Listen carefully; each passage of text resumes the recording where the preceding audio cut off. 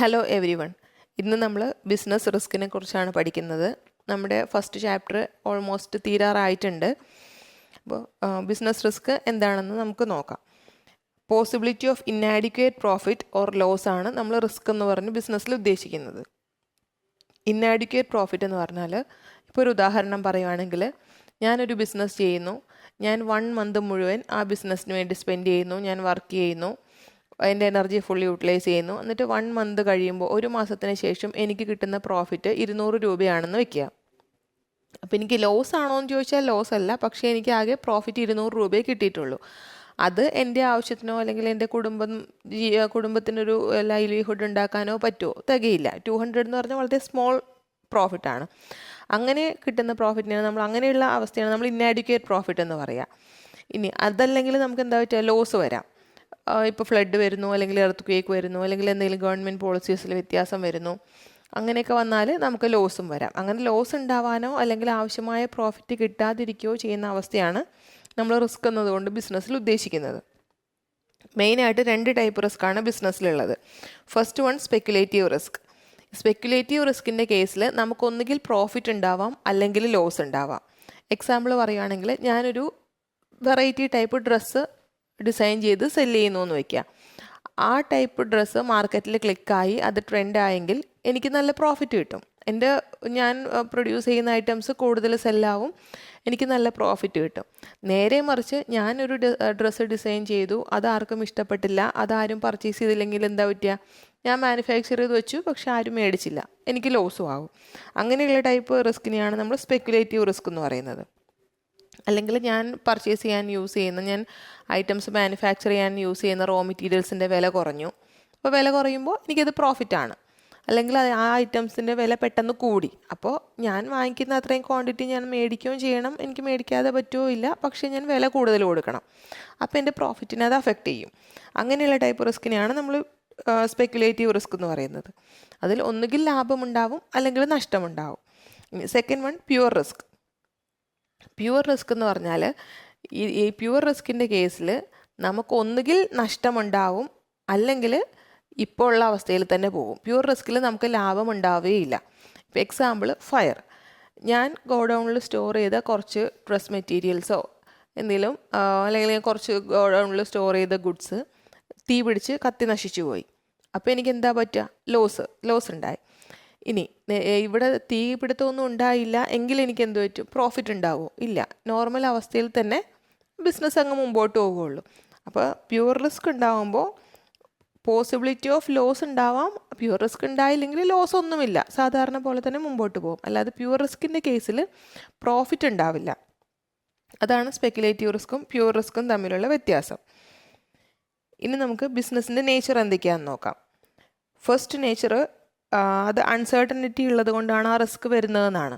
കാരണം നമുക്ക് ഫ്യൂച്ചറിൽ അറിയാവുന്നൊരു കാര്യമാണെങ്കിൽ നമ്മൾ ഉറപ്പായിട്ടും അതില്ലാതാക്കാനുള്ള മെഷേഴ്സ് നമ്മൾ എടുക്കും, അല്ലെങ്കിൽ ആ റിസ്ക് വരാതിരിക്കാനോ അത് കുറയ്ക്കാനോ എന്താ ചെയ്യേണ്ടത് നമ്മളത് ചെയ്യുമല്ലോ. ഇത് അൺസർട്ടൺ ആയിട്ടൊരു കാര്യം വരുമ്പോഴാണ് ആ റിസ്ക് നമുക്ക് ബിസിനസ്സിൽ ഉണ്ടാവുന്നത്. ഫാഷൻ പെട്ടെന്ന് ചേഞ്ച് ആവുന്നു, ടെക്നോളജി പെട്ടെന്ന് മാറുന്നു, അല്ലെങ്കിൽ എന്തെങ്കിലും ഫ്ലഡോ എർത്ത് ക്വേക്കോ അങ്ങനെ എന്തെങ്കിലും വരുന്നു. അതൊന്നും നമ്മൾ ഫ്യൂച്ചറിൽ ഇപ്പോഴത്തെ സിറ്റുവേഷനിലാണെങ്കിൽ കൊറോണ പെട്ടെന്ന് വന്നു, ഇതൊന്നും നമ്മൾ എക്സ്പെക്റ്റ് ചെയ്യാത്ത കാര്യങ്ങളാണ്. അങ്ങനെയുള്ള കാര്യങ്ങൾ വരുമ്പോൾ റിസ്ക് ഉണ്ടാവുന്നു.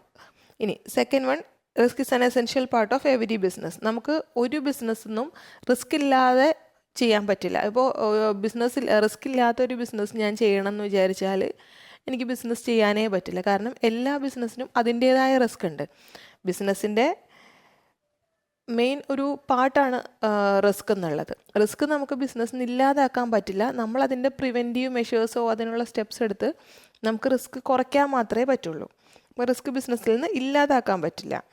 ഇനി നെക്സ്റ്റ് വൺ, നമ്മുടെ റിസ്കിൻ്റെ അളവും സൈസും നമ്മുടെ ബിസിനസ്സിൻ്റെ സൈസിനെയോ അല്ലെങ്കിൽ നമ്മൾ ഡീൽ ചെയ്യുന്ന പ്രൊഡക്റ്റിനെയോ അനുസരിച്ചാണ് ഇരിക്കുന്നത്.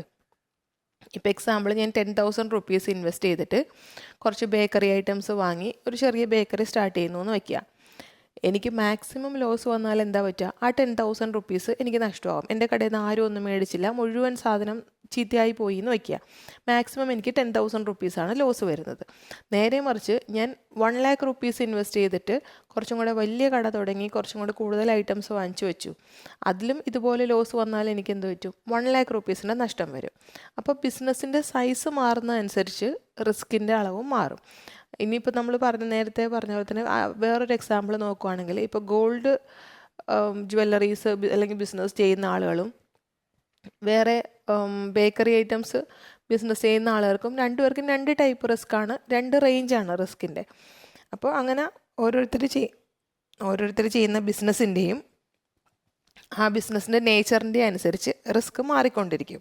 സൈസും നേച്ചറെല്ലാം അനുസരിച്ച് റിസ്ക് കൂടുകയോ കുറയോ ചെയ്തുകൊണ്ടിരിക്കും. ഇനി നെക്സ്റ്റ് പോയിൻ്റ് എന്ന് പറഞ്ഞാൽ, നമ്മൾ റിസ്ക് എടുക്കുന്നതിന് ബിസിനസ്മാന് കിട്ടുന്ന റിവാർഡാണ് പ്രോഫിറ്റ്. നമ്മളെപ്പോഴും പറയാറുണ്ട് ഹൈ റിസ്ക് ഹൈ റിട്ടേൺ എന്ന്. കൂടുതൽ റിസ്ക് എടുത്താൽ പ്രോഫിറ്റും കൂടാനുള്ള ചാൻസ് കൂടുതലാണ് എന്ന് കരുതി എപ്പോഴും ഹൈ റിസ്കിൽ ഹൈ പ്രോഫിറ്റ് എന്നല്ല. പക്ഷേ റിസ്ക് കൂടുന്തോറും പ്രോഫിറ്റ് കൂടാൻ സാധ്യത കൂടുതലാണ്. ഇപ്പം നേരത്തെ നമ്മൾ പറഞ്ഞ എക്സാമ്പിൾ ആണെങ്കിൽ, ഇപ്പോൾ 10,000 റുപ്പീസിൻ്റെ സാധനം ബിസിനസ്മാൻ പർച്ചേസ് ചെയ്ത് വിൽക്കുന്നു. അതിലിപ്പോൾ 10% പ്രോഫിറ്റാണ് കിട്ടുക എന്ന് വയ്ക്കുക.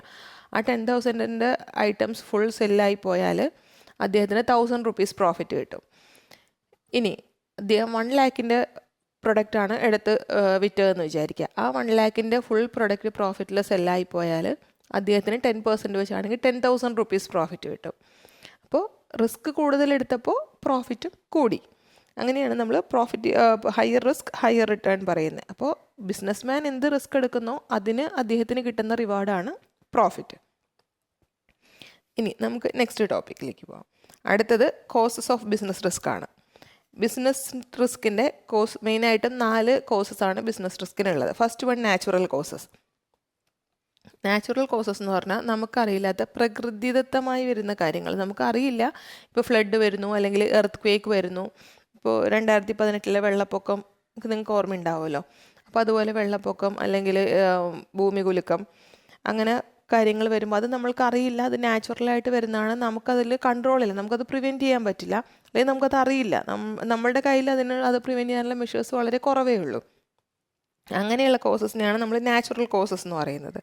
ഇനി second one human causes. Human causes എന്ന് പറഞ്ഞാൽ, ഇപ്പോൾ ഞാനൊരു ബിസിനസ് ചെയ്യുന്നു, എൻ്റെ ബിസിനസ്സിൽ വർക്ക് ചെയ്യുന്ന അല്ലെങ്കിൽ എൻ്റെ പ്ലാന്റിൽ വർക്ക് ചെയ്യുന്ന ഒരു എംപ്ലോയി ശ്രദ്ധിക്കാതെ പ്രോപ്പറായിട്ട് സ്വിച്ച് ഓഫ് ചെയ്യാതെയോ അല്ലെങ്കിൽ പ്രോപ്പറായിട്ട് മെഷീൻ വർക്ക് ചെയ്യാതിരുന്നുകൊണ്ട് ആ പ്ലാന്റിൽ തീപിടുത്തം ഉണ്ടായി. അത് ഹ്യൂമൻ കോസസിലാണ് വരുന്നത്, കാരണം അത് കെയർലെസ്നെസ് കൊണ്ട് വന്നതാണ്. അല്ലെങ്കിൽ അനദർ എക്സാമ്പിൾ പറയുകയാണെങ്കിൽ, ഒരു പ്രൊഡക്റ്റ് ഉണ്ടാക്കി വർക്കേഴ്സ് ശ്രദ്ധിക്കാതെ കറക്റ്റായിട്ട് ഉണ്ടാക്കാതിരുന്നത് കൊണ്ട് ആ പ്രൊഡക്റ്റിന് ഡെഫിഷ്യൻസി വന്നു. ആ പ്രൊഡക്റ്റ് പ്രോപ്പർ പ്രൊഡക്റ്റ് ആയില്ല, അതുകൊണ്ട് അത് സെല്ലായില്ല ആ പ്രൊഡക്റ്റ്. അപ്പോൾ അങ്ങനെ എനിക്ക് ലോസ് വന്നു. അതെല്ലാം ഹ്യൂമൻ കോസസിലാണ് വരുന്നത്. ഇനി third one economic causes. Economic causes എന്ന് പറഞ്ഞാൽ, ഇപ്പോൾ കോമ്പറ്റീഷനിൽ വരുന്ന ഡിഫറൻസ് കൊണ്ടോ അല്ലെങ്കിൽ ഞാൻ പർച്ചേസ് ചെയ്യുന്ന ഐറ്റംസിൻ്റെ പ്രൈസിൽ വരുന്ന ഡിഫറൻസ് കൊണ്ടോ ഇപ്പം എൻ്റെ കോമ്പറ്റീറ്റർ, ഞാൻ വിൽക്കുന്ന സെയിം ഐറ്റം എൻ്റെ കോമ്പറ്റീറ്റർ വിൽക്കുന്നു, ഞാൻ 20 റുപ്പീസിനാണ് വിൽക്കുന്നതെങ്കിൽ കോമ്പറ്റീറ്റർ അത് 10 റുപ്പീസിന് സെയിം ഐറ്റം വിൽക്കുന്നു എന്ന് വയ്ക്കുക. അപ്പോൾ എനിക്ക് പ്രൈസ് കുറച്ച് വിൽക്കേണ്ടി വരും, അല്ലെങ്കിൽ എൻ്റെ ബിസിനസ് പോകുമല്ലോ. അപ്പോൾ അങ്ങനെ പ്രൈസ് കുറയ്ക്കേണ്ടി വരുമ്പോൾ അതിൽ നിന്ന് എനിക്ക് ഒന്നുകിൽ കിട്ടുന്ന പ്രോഫിറ്റ് കുറയും, അല്ലെങ്കിൽ ലോസ് ആവാൻ സാധ്യതയുണ്ട്. പിന്നെ ഗവൺമെൻറ് ഇപ്പോൾ ടാക്സ് റേറ്റ് കൂട്ടിയെന്ന് വയ്ക്കുക, അപ്പോൾ അതിലും എനിക്ക് ലോസ് വരാനോ അല്ലെങ്കിൽ പ്രോഫിറ്റ് കുറയാനോ ഉള്ള സാധ്യതയുണ്ട്. പിന്നെ ഞാനിപ്പോൾ ആരുടെ അടുത്തെങ്കിലും കടമെടുത്തിട്ട് അല്ലെങ്കിൽ ബാങ്കിൽ നിന്ന് കടമെടുത്തിട്ടാണ് ഞാൻ ബിസിനസ് ചെയ്യുന്ന, ലോൺ എടുത്തുകൊണ്ടാണ് ഞാൻ ചെയ്യുന്നതെന്ന് വയ്ക്കുക. റോ മെറ്റീരിയൽസ് വാങ്ങിക്കുന്നതോ പ്രൊഡക്റ്റ് മാനുഫാക്ചർ ചെയ്യുന്നതോ അങ്ങനെയാണെന്ന് വയ്ക്കുക. അപ്പോൾ ബാങ്ക് പെട്ടെന്ന് ഇൻട്രസ്റ്റ് റേറ്റ് കൂട്ടി. അപ്പോൾ ഞാനിപ്പോൾ 1,00,000 റുപ്പീസ് ആണ് ലോൺ എടുത്തത്. അപ്പോൾ ബാങ്കിലേക്ക് ഞാൻ മാസം അടയ്ക്കേണ്ടത് ഒരു 5,000 റുപ്പീസ് ആണെന്ന് വയ്ക്കുക, എക്സാമ്പിൾ. അപ്പോൾ ബാങ്ക് പെട്ടെന്ന് അതിൻ്റെ റേറ്റ് കൂട്ടി നെക്സ്റ്റ് മന്ത് തൊട്ട് 10,000 റുപ്പീസ് അടയ്ക്കണം എന്ന് പറയുവാണെന്ന് വിചാരിക്കുക. അപ്പോൾ എനിക്ക് കിട്ടുന്ന പ്രോഫിറ്റിൽ നിന്ന് നേരെ 5,000 അങ്ങ് കുറഞ്ഞില്ലേ, അല്ലെങ്കിൽ ആ എമൗണ്ട് കുറയുമ്പോൾ ചിലപ്പോൾ ലോസ് ആവാനും സാധ്യതയുണ്ട്. അങ്ങനെയുള്ള കോസസൊക്കെയാണ് നമ്മൾ എക്കണോമിക് കോസസിൽ വരുന്നത്.